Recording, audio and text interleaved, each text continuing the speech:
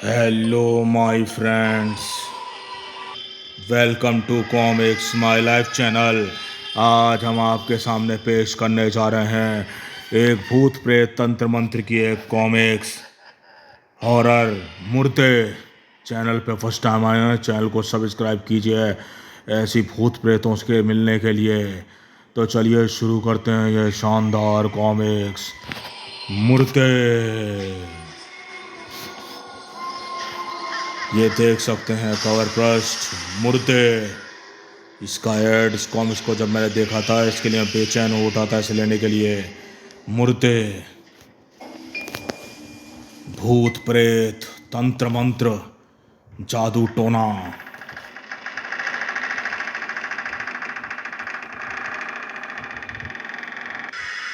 Manoj comics के set की comics.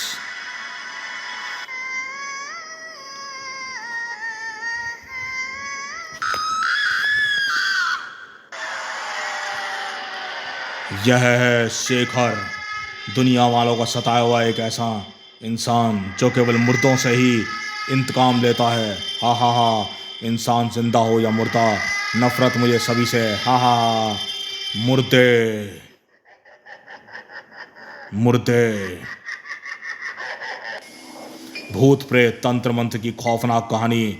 इंतकाम भी ऐसा घिनौना कि इंसानों या शैतान तो क्या आत्माएं भी उसे देखकर भयभीत हो जाती हैं। एक दिन शाम से ही मौसम खराब था। अब क्या करूं? क्या मैं आज अपना काम पर नहीं जा सकूंगा? शायद भगवान ने उसकी ये इच्छा जान ली थी और उससे कुछ देर बाद ही बारिश रुक गई थी। हाँ, अब मैं अपना काम कर सकता हूँ। वह अपना सामान लेकर गंगा घाट की ओर चल दिया। इतनी बारिश में कहीं लाश दूर तक ना बह गई हो। कुछ देर बाद गंगा घाट पर था, साथ लाए बड़े उसने पानी में डाला और फिर बेड़े को खेता हुआ एक तरफ चल दिया। काफ़ी आगे जाने के बाद वह लाश इस जगह होनी चाहिए। कई बार कांटा डालने के बाद शायद फंसी।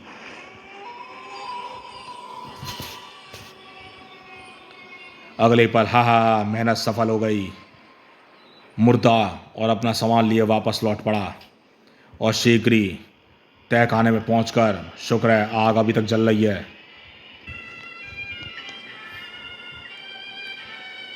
उसने मुर्दे को फर्श पर पटक दिया धमाम। फिर अब तू मेरे इंतकाम की आग का शिकार बनेगा।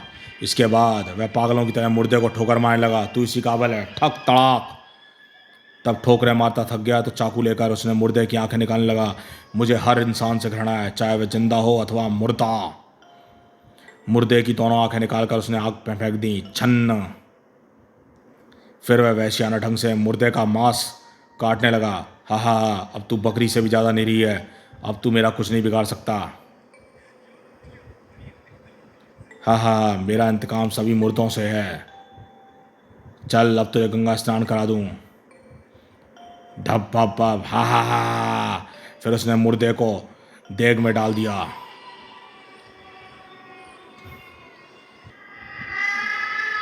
और जब कुछ देर बाद उसने मुर्दे को देग से बाहर निकाला तो केवल एक कंकाल मात्र रह गया था। सारा मांस गल गया। अब यह एकदम साफ है। उस कंकाल को उसने मुर्दे ताबूत में रख दिया और प्रातः एक कार उस खंडर की तरफ आकर रुकी। कल की जोरदार बारिश से पता नहीं शेखर ने मेरा काम किसी में किया होगा या नहीं। पाँव पाँव पाँव पाँव पाँव। हॉर्न की आवाज़ सुनकर शेखर ताबूत ले आया।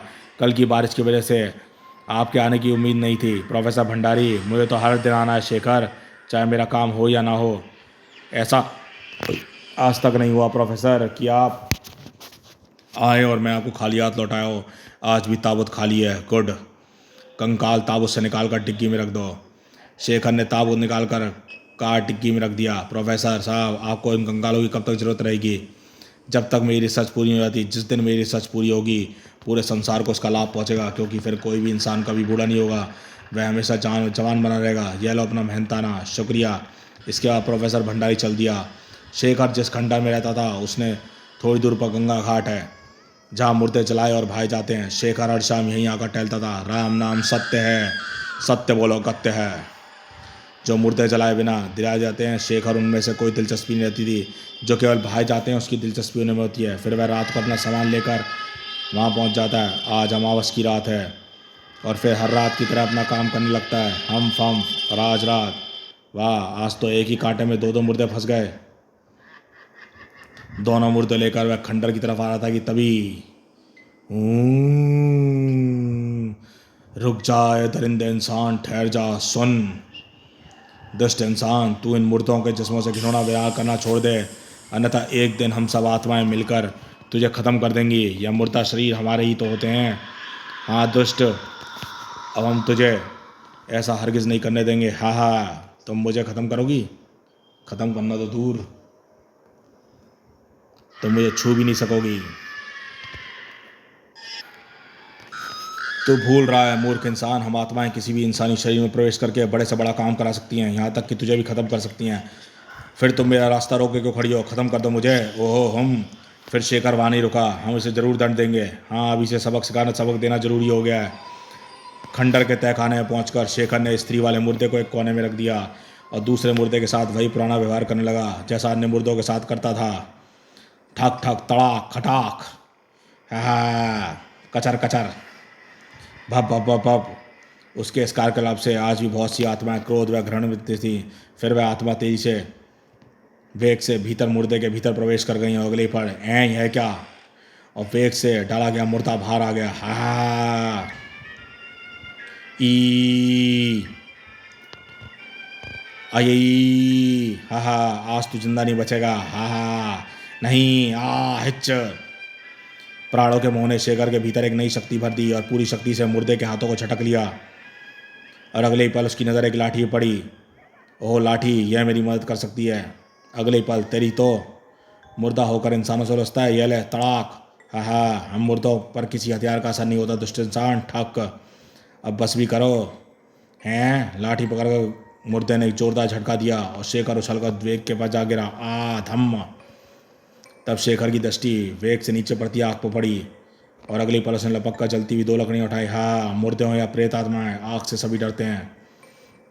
हाँ हाँ, तू कोई भी क्यों ना हो, अब मेरे हाथों से जलने से नहीं बच पाएगा। हाँ हाँ, किंतु अगली पल उसे ठिठ जाना पड़ा। यह क्या, अपने आप ढेर हो गया? अवश्य इसके अंदर कोई प्रेत आत्मा प्रवेश कर गई है जो आग से डरकर भाग गई है। लवा 1 घंटे बाद वह औरत के लाश के निकट पहुंचा। इंसान तो इंसान, चाहे वो स्त्री हो या ढाक, लेकिन ठोकर से उछलकर जमीन पर गिरते ही स्त्री के शरीर में जान पड़ गई। हैं, आ, अरे कितने जालिम हो तुम, इतनी ज़ोर से मारा कि हड्डी तक टूट गई। हैं, यह तो बोल रही है। अरे मेरा मुंह क्या देख रहे हो, उठाओ मुझे। तो तुम क्या जिंदा हो? हाँ, आज अमावस की रात है। मुझे एक ऐसी रात होती है जब हम मुर्दे पुनः जीवित उठते हैं। तुम चाहो तो मैं सदा के लिए जिंदा हो सकती हूँ। क्या मतलब, कौन हो तुम? जिंदा इंसान तो ऐसी बातें नहीं करते। मैं तुम्हें सब कुछ बता दूंगी, पहले तुम मुझे अपने शरीर से खून की चंद बूंदें दो। क्या कहा, खून की बूंदें? तो हाँ, मैं फिर हमेशा के लिए अमर हो जाऊंगी और साथ में तुम्हारी पत्नी बनकर रहूंगी। आए पत्नी? नहीं नहीं, मैं तुम्हें खून नहीं दे सकता। नहीं दोगे तो मैं तुम्हें मार कर तुम्हारा सारा खून पी लूँगी। हाँ, तुम मुझे खून दो, मारोगी? हाँ हाँ, मारने का काम तो मैं करता हूँ चुड़ैल। ठीक है, अभी पता चल जाएगा कि कौन किसको मारता है। और तभी अचानक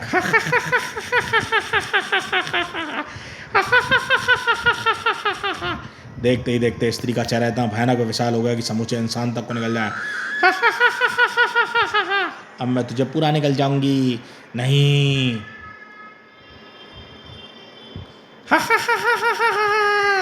हम, आज वास्तव में ये आत्माएं मेरे पीछे पड़ गई हैं। मैं भागता हुआ खंडर से बाहर निकल आया।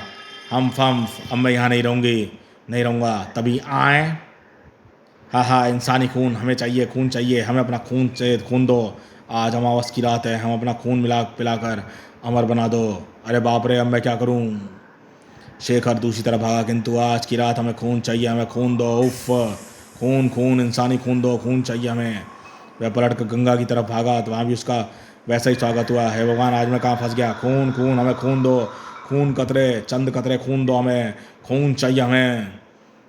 अब आपके पास, उसके पास भागने का कोई रास्ता नहीं था। चारों दिशाओं से आत्मा उसकी तरफ बढ़ रही थी। खून खून, हे प्रभु आज तो मुझे बचा ले। आज के बाद मैं किसी मुर्दे को ठोकर नहीं मारूंगा, उस पर थूकूंगा भी नहीं। हमें खून चाहिए। आज की रात हमें खून चाहिए, अपने खून की कुछ बूंदें दे दे हमें। उन आत्माओं ने चारों तरफ से घेर कर पकड़ना चाहा। पकड़ो, मारो, पी लो इस कमीने का खून। नहीं, बचाओ। तभी अचानक भयंकर सा स्वर गूंज उठा, रुक जाओ दुष्टों, से हाथ ही मत लगाना वरना सबको जलाकर भस्म कर दूंगा। हैं कौन? अगले क्षण सभी आत्माएं गायब हो गईं। आप सही वक्त पर बता रहे साधु महाराज, वरना आज वे आत्माएं मेरा खून पी जाती। ओह, तुमने अवश्य कोई कष्ट पहुंचाया होगा, बोलो तुमने ऐसा क्या किया? कुछ नहीं महाराज, मैंने तो कुछ नहीं किया। उसी समय वहाँ आत्मा प्रकट हुई। इसकी करतूत मैं बताता हूँ महाराज। यह इंसान नहीं दरिंदा है, हर रात यह मुर्दा शरीर प्राप्त करके उन्हें ठोकरें मारता है और उन पर थूकता है। फिर उनकी आंखें निकाल लेता है, शरीर का मांस काट कर शरीर को खौलते पानी के वेग में डाल देता है। इस दरिंदे के पाप का कोई अंत नहीं है महाराज। ओहो, क्या यह आत्मा जो कुछ कह रही है वह सत्य है? झूठ मत बोलना बच्चा। जी जी महाराज, यह सच है। ओफ, तुम ऐसा घिनौना काम क्यों करते हो? ऐसे काम से इंसान तो क्या शैतान भी नहीं करते। मैं आपको सब कुछ बताऊंगा महाराज, पहले कहीं बैठ जाते हैं। ठीक है, चलो चल कर उधर बैठते हैं। बैठने के बाद शेर खान ने कहना शुरू किया, मैं एक किसान बाप का बेटा था। मेरी माँ बचपन में सड़क सुधार गई, अतः बापू के साय में पल रहा था। एक दिन मैं अपने बापू के साथ दूसरे शहर लौट रहा था कि एक औरत की चीख सुनकर हम ठिठक गए।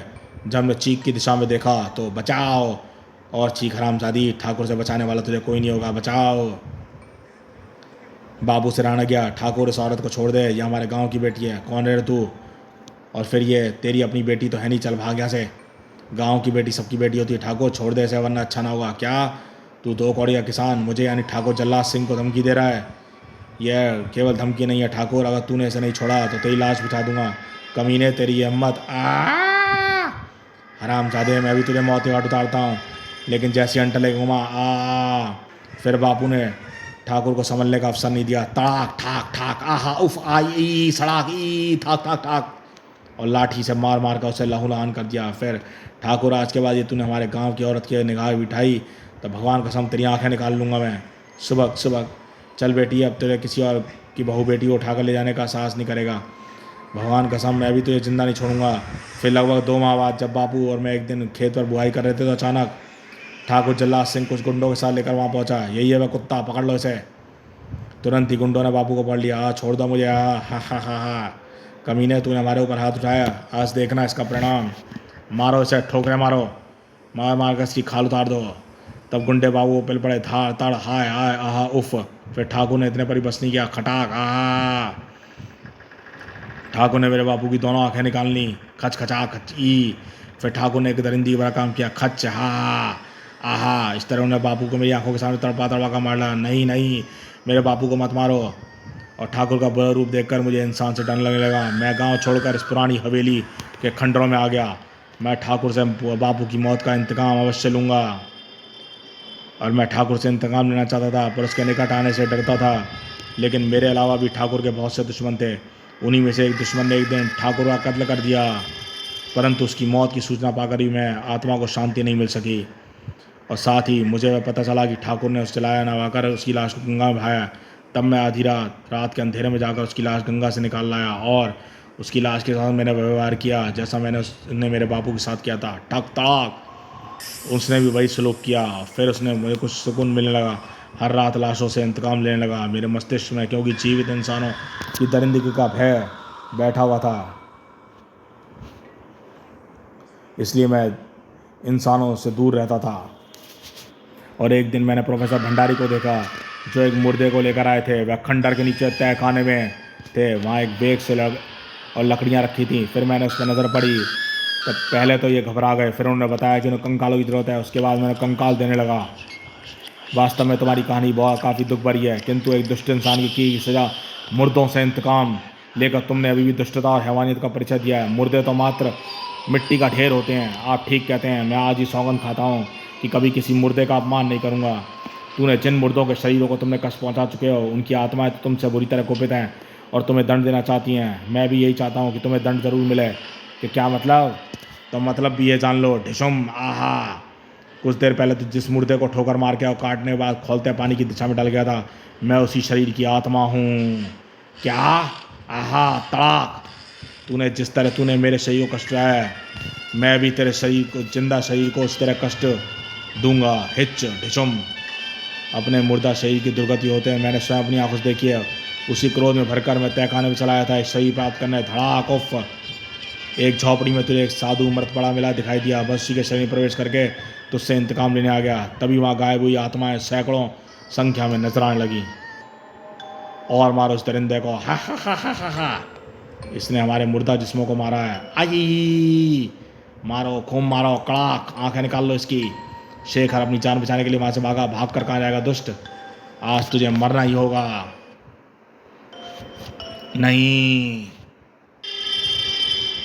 वह सीधा तहखाने पहुंचा। ही, हे भगवान, ही ही ही ही ही ही। तभी भय की अवस्था से शेखर के पैर लड़खड़ाए। अरे रे रे रे, और बचा। और अगले ही पल उसका भयानक अंत हो गया। छपाक, आई, बब बब बब बब बब बब, खत्म हुआ शैतान, हा हा हा हा हा। और इस तरह मुर्दों की आत्माओं ने उस दरिंदे इंसान को उसके अंजाम तक पहुंचा दिया। समाप्त। तो दोस्तों, ये शानदार भूत प्रेत तंत्र मन जादू से भरी मुर्दे की कॉमिक्स यहीं समाप्त हुई। कैसी लगी कॉमिक्स आप बताइएगा। चैनल पर फर्स्ट टाइम आए हो, चैनल को सब्सक्राइब कर लो। लाल किला देश की शान, स्वतंत्रता संग्राम का प्रत्यक्ष गवाह, आज़ादी की तिरंगा अपने शीशों फहराने लगा। आज इस शान को बचाने के लिए जोर शोर तैयारी चलनी थी। आज इसे बचाने की जिम्मेदारी थी विशाल के कंधों पर, क्योंकि इंद्र को करनी थी वैक्टो मशीन की रक्षा। हमने लाल किले के चारों ओर पूरी मोर्चाबंदी कर ली है। परिंदा भी पर नहीं मार सकता अब यहाँ। कौन था वो जो लाल किला को गायब करने जाता था? क्या लाल किला कोई भूत है जो हो गया गायब? सवाल ही पैदा नहीं होता। उसने गायब कर दिया, फिर भी गायब हो गया। लाल किला कैसे, जानने के लिए इंद्र सीरीज का नया कॉमिक्स लाल किला गायब।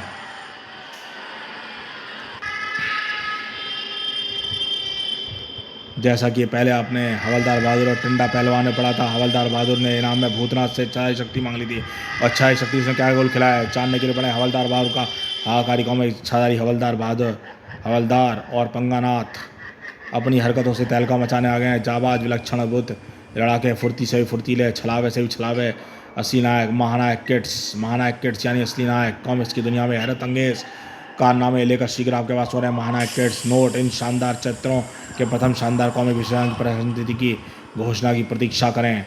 कॉमिक्स की दुनिया में अनोखा कॉमिक्स 2000, कॉमिक्स 2000 एक ऐसी संपूर्ण पत्रिका जिसमें हम आपके साथ अपने साथ लेकर चलेंगे कहानियों की दुनिया के ऐसे अनोखे संसार में, जिसमें आप पाएंगे हर प्रकार का मनोरंजन। मनोज कॉमिक्स। तो दोस्तों, ऑलरेडी हमने ये कॉमिक्स अपलोड कर रखी है अपने चैनल पर। कॉमिक्स 2000 की पत्रिका में कॉमिक्स 2000 के 2 वॉल्यूम आप पढ़ सकते हैं, वॉल्यूम 1, वॉल्यूम 2। तो दोस्तों, मिलते हैं फिर आगे किसी और कॉमिक्स में। देखते रहिए कॉमिक्स माय लाइफ चैनल।